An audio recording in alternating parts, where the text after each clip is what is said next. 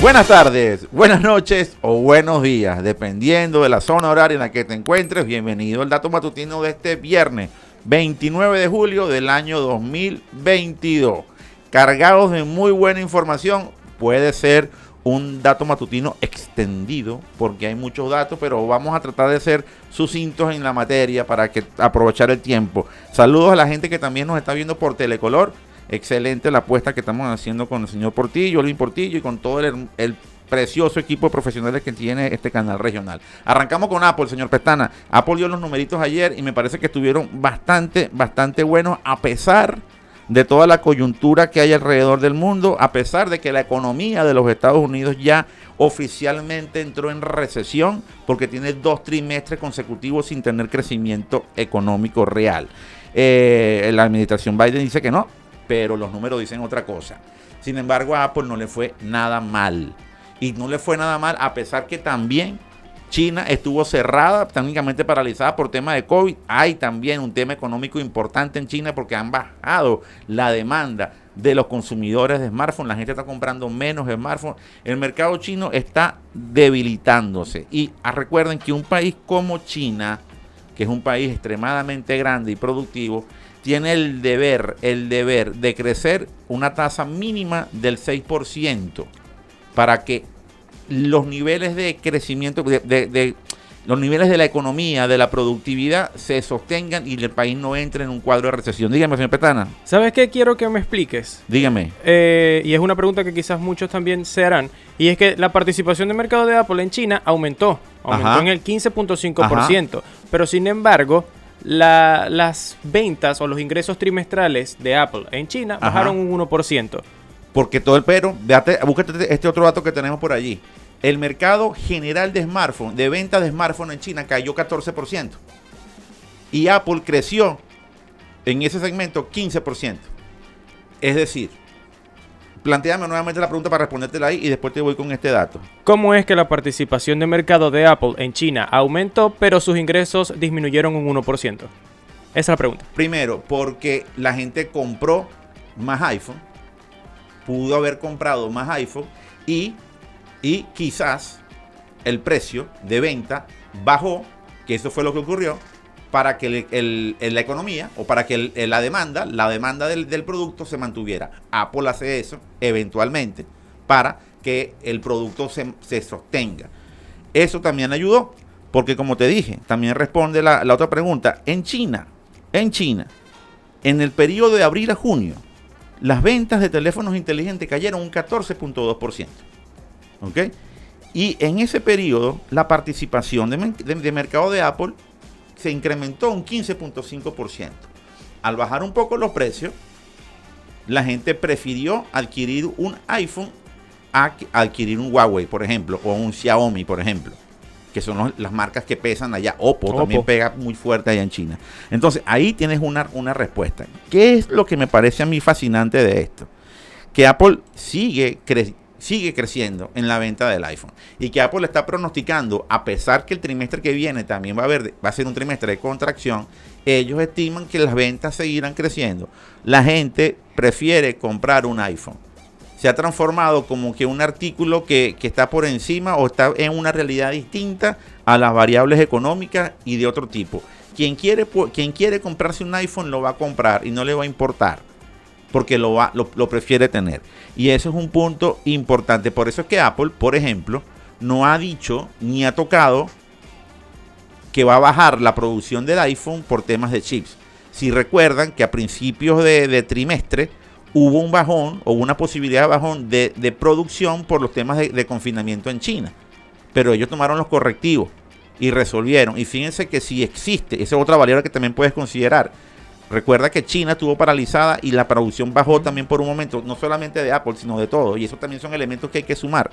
Ahora bien, ¿qué me parece fascinante de todo esto? Que a pesar que se vienen momentos de tormenta en la economía y en las ventas, obviamente, de dispositivos de tecnología, Apple, que lidera el alto perfil de smartphone, el alto perfil de tecnología, porque las computadoras de Apple no son las más baratas, porque los smartwatch de Apple tampoco son los más baratos, porque los smartphones de Apple tampoco son los más baratos. Si ellos están manteniendo estos niveles, es porque Apple se ha posicionado perfectamente bien de este segmento de alto poder adquisitivo. Y eso el mercado lo está valorando, y por eso es que las acciones de Apple no cayeron, sino que tuvieron un crecimiento, a pesar que los vientos son tormentosos en el mundo. Ahora bien, donde yo veo algo que no es que me preocupa, pero sí es algo que Apple debería tomar en cuenta. Una división a la cual nosotros siempre hemos apostado, que es la división de servicios, es decir, aquella donde están los Apple TV, donde están las aplicaciones, donde están los contenidos, toda la oferta de contenido de Apple, no creció como venía creciendo. El año pasado, la división de servicios de Apple tuvo un crecimiento del 33%. Y este año, la división solo este trimestre la división creció un 12%, 3 veces menos. 3 veces menos. ¿Por qué pudo ocurrir esto? Bueno, diversas variables. Obviamente el tema de la privacidad, los cambios en la política de privacidad ha hecho que el usuario sea más selectivo, pero también recordemos que la gente que está comprando en Apple está comprando más, porque se siente más segura de comprar. Eso lo dijimos hace unos días atrás. ¿Ok? Pero ¿qué veo esto? Yo siento que estas son situaciones marcadas por los momentos. Quizás la gente, como tiene menos plata, prefiere comprarse un iPhone y después posterga qué tipo de aplicaciones, qué tipo de contenido va a pagar. Es preferible tener el dispositivo y después veo en qué me meto y qué compro. Es una posibilidad. Otra variable que también tenemos que considerar es que Apple TV, como servicio, el servicio que compite con los Netflix, con los Disney Plus, no ha dado el suficiente peso para competirle fuertemente a estos rivales. No lo ha hecho. Entonces, obviamente, una de las palancas que nosotros consideramos en algún momento iba a ser motor para la división de servicios, no lo ha sido todavía. ¿Y por qué digo todavía? Porque hay otro indicador que nos hace tomar en cuenta que esto es una situación temporal. Apple en algún momento va a dar una oferta importante en esta categoría. Esta división de servicios donde hay personas suscritas, es decir, la gente que paga se suscribe a un ecosistema llamado Apple, bueno, subió en casi 35 millones de personas en el trimestre, aproximadamente 12 millones por mes. Y ese universo, Apple, lo integran nada más y nada menos que 860 millones de personas. Es decir, 860 millones de almas que tienen un Apple ID.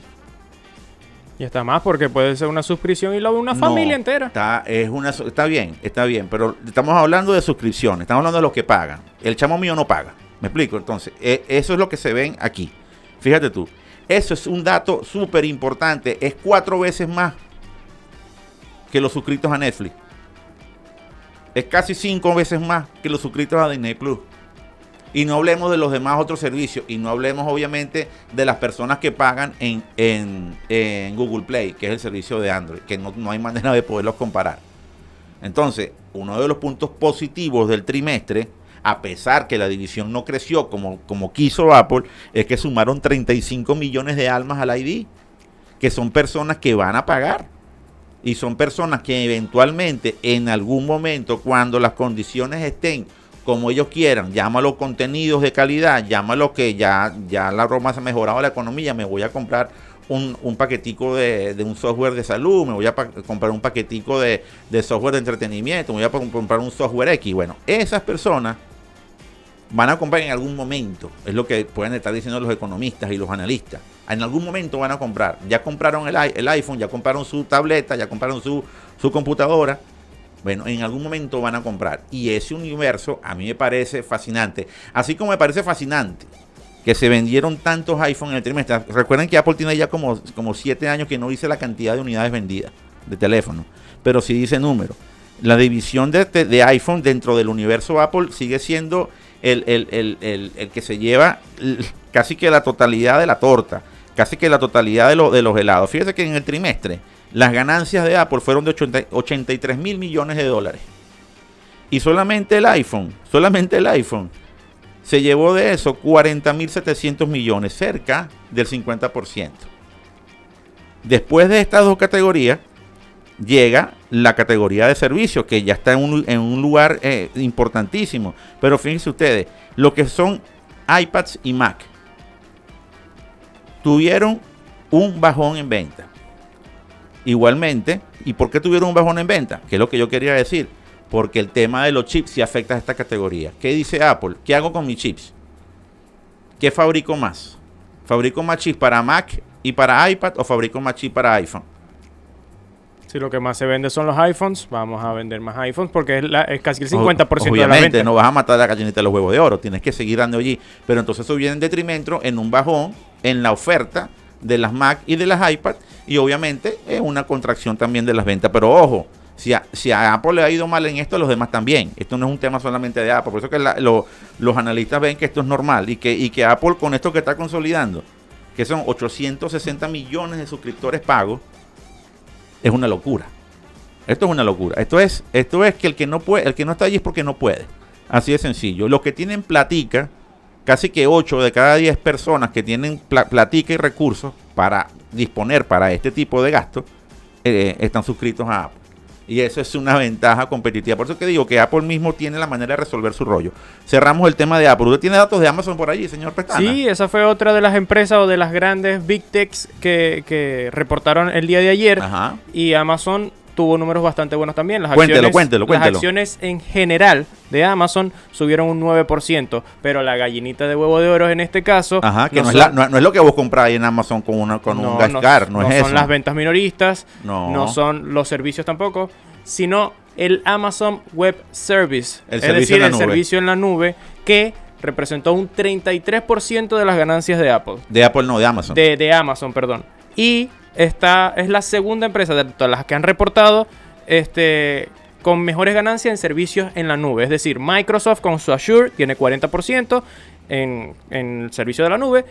Luego está Amazon con 33%. Y luego está Google, que es de las grandes Big Techs, la que peor le ha ido en cuanto al servicio en la nube. Muy mal le ha ido porque no termina de encajar la oferta de Google. Teniendo un poder como el que tiene Google, Google sigue dependiendo de lo que hacía hace 20 años atrás, el buscador. Google sigue dependiendo de eso y toda la diversificación que ha realizado de su compañía, pues está bien, ha crecido, pero sigue dependiendo de lo que hacía hace 20 años. Eso es dramático. Amazon no.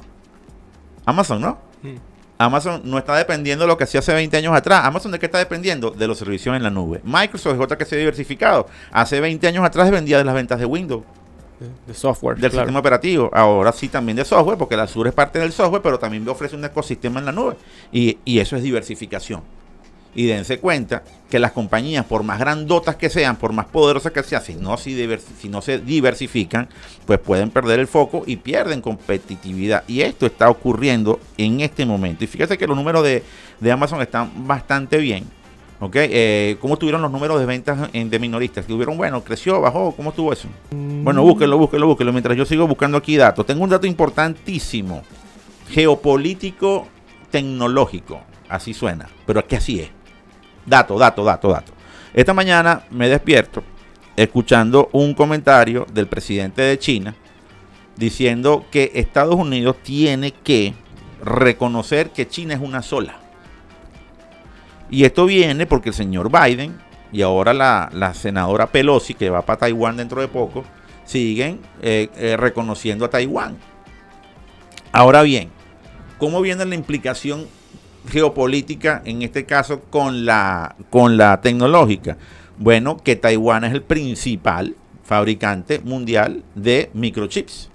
Y que hace pocos días Estados Unidos aprobó una ley en la cual van a garantizar o van a invertir un dineral, casi 300 mil millones de dólares en total, para que el país tenga las condiciones necesarias para la fabricación y la fabricación completa de los chips, incluyendo la fundición. Y esto es un tema importante. ¿Por qué? Porque Taiwán está diciendo, es una manera también como que de retar a China y entender y de decir que ellos tienen el control de esto, que a ellos no les va a afectar en nada que Estados Unidos instale plantas en su país. De hecho, ellos están instalando plantas de por ejemplo, del gigante TSMC, que es el mayor fabricante mundial, está instalando también plantas en Estados Unidos, en Arizona.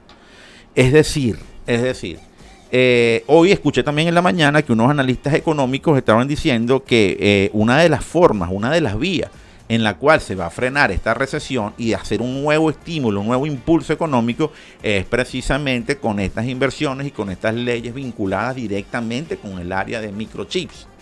Y fíjense ustedes la relevancia que está teniendo el tema de tecnología de este nivel. ¿Por qué? Porque ya tiene implicaciones incluso en las decisiones económicas, macroeconómicas de las naciones. Recuerden que hace aproximadamente 6 meses el presidente de Intel dijo que los chips, el silicio y los chips van a ser el petróleo de los próximos 30 años. Y realmente es así. La economía se va a mover por esto. Y no solamente la economía, tiene que ver con elementos fundamentales de la productividad humana en todos los niveles, desde los aviones, los hospitales, las escuelas, la productividad general. Esto es un tema verdaderamente apasionante y que merece pues un análisis muy amplio. Pero entonces, estos señores de Taiwán están diciendo que no, que ellos también están haciendo sus apuestas, que el tema de la escasez de chip o lo que está ocurriendo, el reacomodo del mercado de chip, vamos a llamarlo así, estará resuelto en 2024. ¿Y por qué le decimos reacomodo? Porque la producción mundial más importante ahorita está en chips de 22 nanómetros de diámetro. Eso quiere decir que son chips suficientemente pequeños, pero no tan pequeños como quieren todo el mundo, para tener equipos más livianos, más delgados y que resistan más y poder producir más chips en una oblea de silicio. Cuando tú fabricas un chip, agarras como que un pliego papel, pero esta es una oblea grandísima de silicio. Entonces allí metes cuadritos y cada cuadrito es un chip. Imagínate tú que con 22 nanómetros puedes meter una cantidad de microprocesadores o transistores en un chip chiquitito. Pero con 4 nanómetros puedes meter 4 veces más. Y tienes más rendimiento y tienes más velocidad. Eso se logra con mucha investigación y con mucho trabajo, ¿no? Bueno, como ellos están apostando a estos super chiquititos chips para tener más chips por oblea y poder tener mayores niveles de cómputo, han enfocado sus esfuerzos en esto. Y los de 22 nanómetros pues se han quedado un poquito rezagados, y por eso es que dicen que hay una escasez. No hay escasez, hay reacomodo. En unos años, la mayoría de los chips que se van a utilizar van a ser de 5 y de 4 nanómetros. Y obviamente va a haber mucha oferta, porque con este tamaño van a poder sacarle mucho jugo, por lo menos por 10 años más, al silicio. Y eso es lo que está ocurriendo. Ese es el tema que pasa. Y Taiwán lleva la delantera en muchos aspectos acá, porque están trabajando con eso desde hace muchísimo tiempo. Ok, tengo un dato final por acá. No sé si tú tienes otro por allá, señor Pestana. Tiene que ver con Sony. No, el dato que tengo es respuesta a tu pregunta. En cuanto a Amazon, que las ventas minoristas representaron un 7% de las ganancias de Apple. De Amazon. Ajá. Y representaron 121.200 millones de dólares en ventas minoristas. Entonces eso es bastante bueno. Es un crecimiento del 7%. Nada, no es para despreciarlo. Para nada. Imagínense lo que significan estas economías libres con empresas que hacen este tipo. Es impresionante esos números. Ok, dato de Sony. Sony recortó el pronóstico de ganancias por una caída que está dándose en el segmento o en la división de juegos de la compañía. Ok, ponga las imágenes de apoyos acá porque voy a estar leyendo. Recortó el pronóstico anual de la unidad de juegos un 16%. El beneficio operativo de la unidad de juegos cayó en un 37%. Las ventas de software cayeron, de software para juegos, cayeron un 26%. La falta de títulos de alto perfil, dicen los analistas, la relajación por el COVID, que también ha ocurrido, han afectado la demanda. Y obviamente, ahí tendríamos también que decir nosotros que no podemos culpar a Sony de todo esto. Señores, digamos que la tendencia que llevaba Sony de colocación de nuevas consolas y las demandas de nuevas consolas se vino abajo con lo que ocurrió con el COVID, con lo que ocurrió con los procesadores. ¿Por qué? Porque el PlayStation 5, que debió haber salido formalmente, globalmente, hace 2 años, todavía a estas alturas no tiene unos niveles de oferta como los que tuvieron sus predecesoras. La PlayStation 4, la PlayStation 3, la PlayStation 2 y la PlayStation. No lo tiene. Entonces, obviamente, además que estamos viviendo un momento de reinvención de la industria, donde la mayoría de la gente está jugando en línea, está jugando otros juegos, ya no le importa tanto la consola. Sony también vio afectado un core de negocio importante, que eran las ventas de su PlayStation. Y obviamente esto está generando problemas. Y acuérdense otra cosita, y quizás puedo vincularlo. Al haber una recesión o al haber una economía con menos plata para gastar, quizás gastar plata en videojuegos o en software no es tan importante que en otro servicio o en otro tipo de cosas. Y también te lo puedo decir los ejemplos de Apple, que la gente se suscribió más, compró más equipo, pero no gastó en software. Entonces también puede ser una variable que hay que tomar en cuenta acá. Por acá, señores, cerro el dato matutino de este viernes, cerrando la semana con excelentes noticias, con excelente información. Y bueno, por aquí está todo dicho, señor. En números verdes. Estamos cerrando la semana en números verdes. Números de verdes. hecho, hasta el Bitcoin está aumentando. 5%. ¿Cómo es eso? 5% para arriba, igual que el Ethereum. ¿En cuánto En está? 24.000 está ahorita. 24.000, está en los promedios que debería estar. Eso también, acuérdate que también que se han vendido mucho. Al vender mucho, obviamente, hay gente que quiere comprar. Esas son variables de la economía. Vamos a ver si dentro de la mezcla eso significa que vamos a seguir creciendo o viene un bajón posterior. Vamos a ver. Lo cierto es que estamos cerrando la semana de muy buena manera y no es para menos, así que en Hormiga Radio, en Spotify, Deezer, Google Podcast, vamos a escuchar un temazo del año 1978 que se titula Don't Stop Me Now, de Queen. Y con esto cerramos la semana, esta edición número 176 del Dato Matutino, y será hasta el lunes. Feliz fin de semana. Recuerden siempre que la información es poder. ¿Y qué queremos nosotros, señor Durán? Ustedes tengan el poder. Así es. Hasta el lunes.